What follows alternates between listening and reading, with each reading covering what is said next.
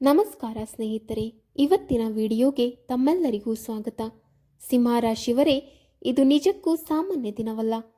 ಜನವರಿ 18ರಂದು ಬರುವ ಮೌನಿ ಅಮಾವಾಸ್ಯ ನಿಮ್ಮ ಜೀವನದ ಆಂತರಿಕ ಶಕ್ತಿಗಳನ್ನು ಜಾಗೃತಗೊಳಿಸುವಷ್ಟು ಗಂಭೀರ ಮತ್ತು ದೈವಿಕ ಮಹತ್ವವನ್ನು ಹೊಂದಿರುವ ದಿನವಾಗಿದೆ. ಈ ಅಮಾವಾಸ್ಯೆ ಕೇವಲ ಚಂದ್ರನ ಅಸ್ತಮನೆಯ ಸಂಕೇತವಲ್ಲ, ನಿಮ್ಮ ಜೀವನದಲ್ಲಿ ಬಹುಕಾಲದಿಂದ ಅಡಗಿ ಹೋಗಿರುವ ಅಸಮಾಧಾನ, ಅಹಂಕಾರದಿಂದ ಉಂಟಾದ ತಡೆಗಳು, ಅಸ್ಥಿರ ಆದಾಯ, ಸಂಬಂಧಗಳಲ್ಲಿನ ಗೊಂದಲ, ಮನಸ್ಸಿನ ಅಶಾಂತಿ ಮತ್ತು ನಿರಂತರ ಹಿನ್ನಡೆಗಳು ಕರಗಲು ಸಿದ್ಧವಾಗುವಂತಹ ದೈವಿಕ ಸಂಧಿಕಾಲವಾಗಿದೆ. ನಾಯಕತ್ವ ಗುಣ ಹೊಂದಿರುವ ಸಿಂಹರಾಶಿಯವರು ಎಷ್ಟೇ ಶ್ರಮಪಟ್ಟರೂ ಫಲ ತಡವಾಗುತ್ತಿರುವ ಅನುಭವದಲ್ಲಿದ್ದರೆ ಈ ದಿನ ನಿಮ್ಮೊಳಗಿನ ಶಕ್ತಿ ಮತ್ತೆ ಹೊತ್ತಿಕೊಳ್ಳುವ ಕಾಲವಾಗುತ್ತದೆ. ಆದರೆ ಈ ದೈವಿಕ ಕೃಪೆ ಸ್ವಯಂಚಾಲಿತವಾಗಿ ದೊರೆಯುವುದಿಲ್ಲ. ಈ ಪವಿತ್ರ ದಿನದಲ್ಲಿ ನೀವು ಒಂದು ವಿಭಿನ್ನ ಆದರೆ ಅತ್ಯಂತ ಅರ್ಥಪೂರ್ಣ ಉಪಾಯವನ್ನು ಶ್ರದ್ಧೆಯಿಂದ ಮಾಡಲೇಬೇಕು. ಸಿಂಹರಾಶಿಯವರೇ, ಆ ಉಪಾಯವೇನೆಂದರೆ ಕಾಗೆಗಳಿಗೆ ಆಹಾರ ಅರ್ಪಿಸುವುದು. ಸಿಂಹರಾಶಿಯವರೇ, ಕಾಗೆಯನ್ನು ಇಲ್ಲಿ ಸಾಮಾನ್ಯ ಪಕ್ಷಿ ಎಂದು ಕಾಣಬೇಡಿ. ಶಾಸ್ತ್ರಗಳ ಪ್ರಕಾರ ಕಾಗೆ ಶನಿದೇವರ ದೂತ, ಪಿತೃಲೋಕದ ಸಂಕೇತ ಮತ್ತು ಕರ್ಮಫಲವನ್ನು ಸಾಗಿಸುವ ದೈವಿಕ ವಾಹಕ. ಮೌನಿ ಅಮಾವಾಸ್ಯೆಯ ಮೌನ, ಶ್ರದ್ಧೆ ಮತ್ತು ನಂಬಿಕೆಯೊಂದಿಗೆ ನೀವು ಕಾಗೆಗಳಿಗೆ ಆಹಾರ ನೀಡಿದರೆ ನಿಮ್ಮ ಜೀವನದಲ್ಲಿನ ಕಠಿಣ ಕರ್ಮಬಂಧಗಳು ನಿಧಾನವಾಗಿ ಸಡಿಲಗೊಳ್ಳಲು ಆರಂಭಿಸುತ್ತವೆ. ಅಧಿಕಾರ, ಗೌರವ ಮತ್ತು ಸ್ಥಾನಮಾನಕ್ಕೆ ಸಂಬಂಧಿಸಿದ ಅಡೆತಡೆಗಳು ದೂರವಾಗಲು, ಹಣಕಾಸಿನ ಅಸ್ಥಿರತೆ ಕಡಿಮೆಯಾಗಲು ಮತ್ತು ಮನಸ್ಸಿಗೆ ಶಾಂತಿ ಬರಲು ಈ ಸೇವೆ ದಾರಿ ಮಾಡಿಕೊಡುತ್ತದೆ. ಸಣ್ಣದಾಗಿ ಕಾಣುವ ಈ ಉಪಾಯದೊಳಗೆ ಅತ್ಯಂತ ಗಾಢವಾದ ರಹಸ್ಯ ಶಕ್ತಿ ಅಡಗಿದೆ. ನಂಬಿಕೆಯೊಂದಿಗೆ ಮಾಡಿದಾಗ ಮಾತ್ರ ಅದು ತನ್ನ ಸಂಪೂರ್ಣ ಫಲವನ್ನು ತೋರಿಸುತ್ತದೆ.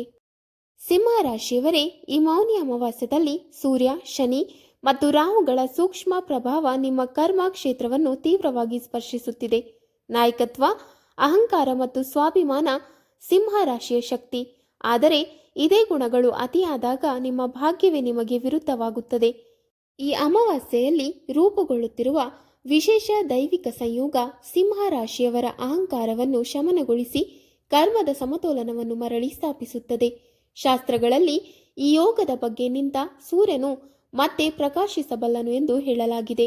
ಇದರ ಅರ್ಥ ನಿಂತು ಹೋದ ಅವಕಾಶಗಳು ಮತ್ತೆ ಚಲಿಸಬಹುದು, ಮುಚ್ಚಿ ಹೋಗಿದ್ದ ಗೌರವದ ಬಾಗಿಲುಗಳು ತೆರೆಯಬಹುದು ಮತ್ತು ಜೀವನದಲ್ಲಿ ಅಚಾನಕ್ ಸ್ಥಾನಮಾನ ಹಾಗೂ ಧನಲಾಭ ಉಂಟಾಗಬಹುದು. ಆದರೆ ಇದರ ಸಂಪೂರ್ಣ ಫಲ ಎಲ್ಲರಿಗೂ ಸಿಗುವುದಿಲ್ಲ. ಅದಕ್ಕಾಗಿ ಒಂದು ವಿಶೇಷ ಗುಪ್ತ ಉಪಾಯವನ್ನು ಕಟ್ಟುನಿಟ್ಟಾಗಿ ಪಾಲಿಸಬೇಕು. ಸ್ನೇಹಿತರೆ, ಈ ಉಪಾಯವನ್ನು ಪ್ರದರ್ಶನವಾಗಿ ಮಾಡಿದರೆ ಅಥವಾ ಯಾರಿಗಾದರೂ ಹೇಳಿಕೊಂಡರೆ ಅದರ ಶಕ್ತಿ ಕ್ಷೀಣಿಸುತ್ತದೆ. ಮೌನವೇ ಇದರ ಜೀವ, ವಿನಯವೇ ಇದರ ಬಲ. ಮೌನಿ ಅಮಾವಾಸ್ಯೆಯ ದಿನ ನಿಮ್ಮ ಅಹಂಕಾರವನ್ನು ಬದಿಗಿಟ್ಟು ಯಾರಿಗೂ ತಿಳಿಯದಂತೆ ಸಂಪೂರ್ಣ ಭಕ್ತಿಯಿಂದ ಈ ಸೇವೆಯನ್ನು ಮಾಡಿದಾಗ ಮಾತ್ರ ಈ ದೈವಿಕ ಯುಗ ಸಿಂಹರಾಶಿಯವರ ಮೇಲೆ ತನ್ನ ಸಂಪೂರ್ಣ ಕೃಪೆಯನ್ನು ಸುರಿಸುತ್ತದೆ. ಫಲದ ಲೆಕ್ಕವಿಲ್ಲದೆ, ಸಂಶಯವಿಲ್ಲದೆ ಮಾಡಿದ ಈ ಮೌನ ಸೇವೆಯೇ ನಿಮ್ಮ ಜೀವನದಲ್ಲಿ ಗೌರವ, ಸ್ಥಿರ ಆದಾಯ ಮತ್ತು ಒಳಗಿನ ಶಾಂತಿಗೆ ಬಾಗಿಲು ತೆರೆಯುತ್ತದೆ. ಸಿಂಹರಾಶಿಯವರೇ, ಕಾಗೆ ಎಂದರೆ ಕೇವಲ ಪಕ್ಷಿಯಲ್ಲ, ಇದು ಪಿತೃಗಳ ಪ್ರತಿನಿಧಿ, ಶನಿದೇವರ ಸಂದೇಶವಾಹಕ. ಪಿತೃದೋಷ, ಶನಿ ದೋಷ, ನಿರಂತರ ವಿಳಂಬ, ಸಾಲದ ಒತ್ತಡ ಮತ್ತು ಕಾಣದ ಶತ್ರುಗಳಿಂದ ಬರುವ ತೊಂದರೆಗಳನ್ನು ನಿವಾರಿಸುವ ಶಕ್ತಿ ಕಾಗೆಗಳಿಗೆ ಆಹಾರ ನೀಡುವ ಸೇವೆಯಲ್ಲಿ ಅಡಗಿದೆ. ವಿಶೇಷವಾಗಿ ಅಮಾವಾಸ್ಯೆಯಂತಹ ದಿನದಲ್ಲಿ ಈ ಸೇವೆ ಮಾಡಿದರೆ ಪಿತೃಗಳ ಆಶೀರ್ವಾದ ಸಕ್ರಿಯವಾಗುತ್ತದೆ ಮತ್ತು ಜೀವನದಲ್ಲಿನ ಅಡಗಿರುವ ಅಡ್ಡಿಗಳು ಕರಗಲು ಆರಂಭಿಸುತ್ತವೆ. ಸಿಂಹರಾಶಿಯವರೇ, ಜನವರಿ 18ರ ಮೌನಿ ಅಮಾವಾಸ್ಯೆಯ ದಿನ ಬೆಳಿಗ್ಗೆ ಸೂರ್ಯೋದಯಕ್ಕೂ ಮೊದಲು ಎದ್ದು ಸ್ನಾನ ಮಾಡಿ, ಸ್ವಚ್ಛ ಬಟ್ಟೆ ಧರಿಸಿ, ಮನಸ್ಸಿನಲ್ಲಿ ಶುದ್ಧ ಸಂಕಲ್ಪ ಮಾಡಿಕೊಳ್ಳಿ. ನನ್ನ ಜೀವನದಲ್ಲಿರುವ ಅಹಂಕಾರ, ಅಶಾಂತಿ, ಸಾಲ ಮತ್ತು ವಿಘ್ನಗಳು ದೂರವಾಗಲಿ ಎಂದು ಪ್ರಾರ್ಥಿಸಿ. ನಂತರ ನಿಮ್ಮ ಕೈಯಿಂದ ತಯಾರಿಸಿದ ಆಹಾರವನ್ನು ಕಾಗೆಗಳಿಗೆ ಅರ್ಪಿಸಬೇಕು. ಇಲ್ಲಿ ಆಹಾರಕ್ಕಿಂತ ನಿಮ್ಮ ವಿನಯ ಮತ್ತು ಶ್ರದ್ಧೆಯೇ ಮುಖ್ಯ. ಆ ಆಹಾರ ಏನು ಗೊತ್ತಾ? ಅದು ಬಿಸಿ ಅನ್ನ ಮತ್ತು ಸ್ವಲ್ಪ ತುಪ್ಪ. ಈ ಅನ್ನವನ್ನು ತಯಾರಿಸುವಾಗ ಅದರೊಳಗೆ ಸ್ವಲ್ಪ ಕಪ್ಪು ಎಳ್ಳು ಮತ್ತು ಒಂದು ಚಿಟಿಕೆ ಉಪ್ಪನ್ನು ಸೇರಿಸಬೇಕು. ಇದು ಕೇವಲ ಆಹಾರವಲ್ಲ, ಇದರೊಳಗೆ ಆಳವಾದ ಶಾಸ್ತ್ರೀಯ ಅರ್ಥ ಅಡಗಿದೆ. ಶಾಸ್ತ್ರಗಳ ಪ್ರಕಾರ ಕಪ್ಪು ಎಳ್ಳು ಶನಿ ಗ್ರಹದ ತೀವ್ರತೆಯನ್ನು ಸಮತೋಲನಗೊಳಿಸಿ ಕರ್ಮದ ಭಾರವನ್ನು ಹಗುರಗೊಳಿಸುವ ಶಕ್ತಿಯನ್ನು ಹೊಂದಿದೆ. ತುಪ್ಪ ಸೂರ್ಯನ ತೇಜಸ್ಸನ್ನು ಶುದ್ಧಗೊಳಿಸಿ ದೇಹ ಮನಸ್ಸಿಗೆ ಪೋಷಣೆ ಮತ್ತು ಸ್ಥಿರ ಶಕ್ತಿಯನ್ನು ನೀಡುತ್ತದೆ. ಉಪ್ಪು ನಕಾರಾತ್ಮಕ ಶಕ್ತಿಗಳನ್ನು ಹೀರಿಕೊಂಡು ಅವುಗಳನ್ನು ನಿಷ್ಕ್ರಿಯಗೊಳಿಸುವ ಸಂಕೇತವೆಂದು ಹೇಳಲಾಗಿದೆ. ಈ ರೀತಿ ಶ್ರದ್ಧೆಯಿಂದ ತಯಾರಿಸಿದ ಅನ್ನವನ್ನು ಯಾವುದೇ ಗಲಾಟೆ ಇಲ್ಲದೆ ಸಂಪೂರ್ಣ ಮೌನದಲ್ಲಿ ಮನಸ್ಸಿನೊಳಗೆ ಪಿತೃಗಳಿಗೆ ಪ್ರಾರ್ಥನೆ ಮಾಡಿಕೊಂಡು ಕಾಗೆಗಳಿಗೆ ಇಡಬೇಕು. ಕಾಗೆಗಳು ಅದನ್ನು ಸ್ವೀಕರಿಸಿ ತಿನ್ನುವುದನ್ನು ನೀವು ಶಾಂತ ಮನಸ್ಸಿನಿಂದ ಕಂಡಾಗ ಅದು ಪಿತೃಗಳ ಅನುಗ್ರಹ ಮತ್ತು ಒಪ್ಪಿಗೆಯ ಸಂಕೇತ ಎಂದು ನಂಬಲಾಗುತ್ತದೆ.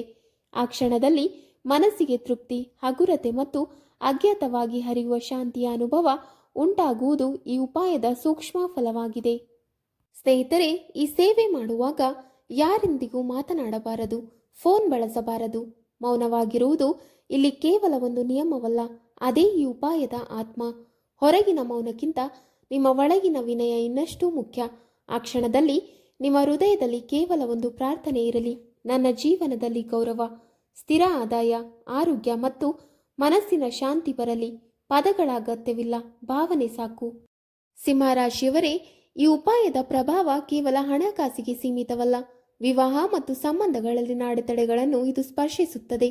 ನಿಮ್ಮ ಅಹಂಕಾರ ಅಥವಾ ಕುಟುಂಬದ ಅಹಂಕಾರದಿಂದ ಮದುವೆ ಮಾತುಗಳು ನಿಂತಿದ್ದರೆ, ಸಂಬಂಧಗಳಲ್ಲಿ ತಣಿವು ಇದ್ದರೆ, ಈ ಮೌನಿ ಅಮಾವಾಸ್ಯೆಯ ಕಾಗೆ ಸೇವೆ ಆ ಗಟ್ಟಿಯಾದ ಬಂಧಗಳನ್ನು ನಿಧಾನವಾಗಿ ಸಡಿಲಗೊಳಿಸುತ್ತದೆ. ಪಿತೃಗಳ ಆಶೀರ್ವಾದದಿಂದ ಸರಿಯಾದ ಸಮಯದಲ್ಲಿ ಸರಿಯಾದ ಸಂಬಂಧ ನಿಮ್ಮ ಜೀವನಕ್ಕೆ ಪ್ರವೇಶ ಮಾಡುತ್ತದೆ. ಸ್ನೇಹಿತರೆ, ಆರೋಗ್ಯದ ವಿಷಯದಲ್ಲಿಯೂ ಈ ಉಪಾಯ ತುಂಬಾನೇ ಶಕ್ತಿಶಾಲಿ. ದೀರ್ಘಕಾಲದ ಒತ್ತಡ, ರಕ್ತದೊತ್ತಡ, ಹೃದಯ ಸಂಬಂಧಿತ ಸಮಸ್ಯೆಗಳು ಅಥವಾ ಮಾನಸಿಕ ಅಶಾಂತಿಗೆ ಒಳಗಾಗಿರುವ ಸಿಂಹರಾಶಿಯವರಿಗೆ ಈ ಸೇವೆ ಒಳಗಿನ ತಾಪವನ್ನು ಶಮನಗೊಳಿಸುತ್ತದೆ. ನಿಧಾನವಾಗಿ ಅದರ ಖಚಿತವಾಗಿ ಆರೋಗ್ಯದಲ್ಲಿ ಸುಧಾರಣೆ ಕಾಣಬಹುದು. ಆದರೆ ಈ ದಿನ ಕೆಲವು ತಪ್ಪುಗಳನ್ನು ಮಾಡಿದರೆ ಉಪಾಯ ಫಲ ನೀಡುವುದಿಲ್ಲ. ಮೌನಿ ಅಮಾವಾಸ್ಯೆಯ ದಿನ ಕೋಪ, ಜಗಳ, ಅಹಂಕಾರ ಪ್ರದರ್ಶನದಿಂದ ದೂರವಿರಿ. ಮಾಂಸಾಹಾರ ಮತ್ತು ಮದ್ಯ ಸಂಪೂರ್ಣವಾಗಿ ತ್ಯಜಿಸಿ. ಹಿರಿಯರನ್ನು ಅವಮಾನಿಸಬೇಡಿ. ಸೂರ್ಯೋದಯದ ಮೊದಲು ಎದ್ದು ದಿನವನ್ನು ಶುದ್ಧತೆಯಿಂದ ಆರಂಭಿಸಿ. ಈ ದಿನ ನೀವು ಎಷ್ಟು ವಿನಯದಿಂದ ಇರುತ್ತೀರೋ ಅಷ್ಟೇ ವೇಗವಾಗಿ ನಿಮ್ಮ ಜೀವನದಲ್ಲಿ ಬೆಳಕು ಪ್ರವೇಶಿಸುತ್ತದೆ. ಸಿಂಹರಾಶಿಯವರೇ, ಜನವರಿ 18ರ ಮೌನಿ ಅಮಾವಾಸ್ಯ ನಿಮ್ಮ ಜೀವನದ ದಿಕ್ಕನ್ನೇ ಬದಲಾಯಿಸಬಲ್ಲ ದಿನವಾಗಬಹುದು. ಸ್ವಲ್ಪ ಅನ್ನ, ತುಪ್ಪ, ಕಪ್ಪು ಎಳ್ಳು ಮತ್ತು ಶುದ್ಧ ಮನಸ್ಸು ಇಷ್ಟೇ ಸಾಕು. ಕಾಗೆಗಳಿಗೆ ಈ ಆಹಾರವನ್ನು ಮೌನವಾಗಿ ಅರ್ಪಿಸಿ. ನಂತರ ಗಮನಿಸಿ ಹೇಗೆ ನಿಮ್ಮ ಜೀವನದಲ್ಲಿ ಗೌರವ, ಸ್ಥಿರತೆ, ಶಾಂತಿ ಮತ್ತು ಸಮೃದ್ಧಿ ನಿಧಾನವಾಗಿ ಆದರೆ ದೃಢವಾಗಿ ಪ್ರವೇಶ ಮಾಡುತ್ತದೆ. ಇದು ಕೇವಲ ನಂಬಿಕೆಯ ಮಾತಲ್ಲ, ಅನುಭವಿಸಿದವರ ನಿಜವಾದ ಸತ್ಯ. ವೀಕ್ಷಕರೇ, ನಿಮಗೆ ಈ ಮಾಹಿತಿ ಇಷ್ಟವಾದಲ್ಲಿ ವಿಡಿಯೋಗೆ ಲೈಕ್ ಮಾಡಿ, ಶೇರ್ ಮಾಡಿ ಹಾಗೂ ಕಮೆಂಟ್ ಮಾಡಿ. ಇಂತಹ ಮುಂದಿನ ವಿಡಿಯೋಸ್ಗಳಿಗಾಗಿ ನಮ್ಮ ಚಾನಲನ್ನು ಸಬ್ಸ್ಕ್ರೈಬ್ ಮಾಡಿ. ಧನ್ಯವಾದಗಳು.